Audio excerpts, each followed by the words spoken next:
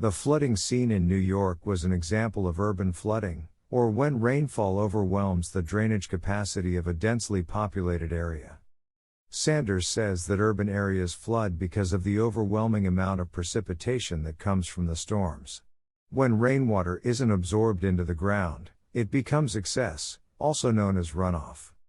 Many urban areas built their cities using concrete and asphalt that has little water absorbency. Once rainwater hits the concrete, it typically runs into the sewage. When it storms, the rainwater can overwhelm the sewage system, causing major floods. Having a lot of concrete, pavement, and impervious areas contribute to flooding in cities like New York City and even Nashville, where I'm at. Janey Vanessa Camp, Ph.D., Research Associate Professor in Civil and Environmental Engineering at Vanderbilt University, tells Verywell. Additionally, the lack of green spaces can make urban areas especially flood-prone, Camp says. One report found that New York was ranked last among major U.S. cities in terms of green space per resident.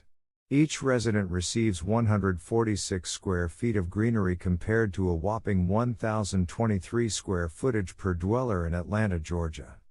Therefore, increasing and creating green space can help mitigate flooding, especially in low-lying areas using green infrastructure, Camp says.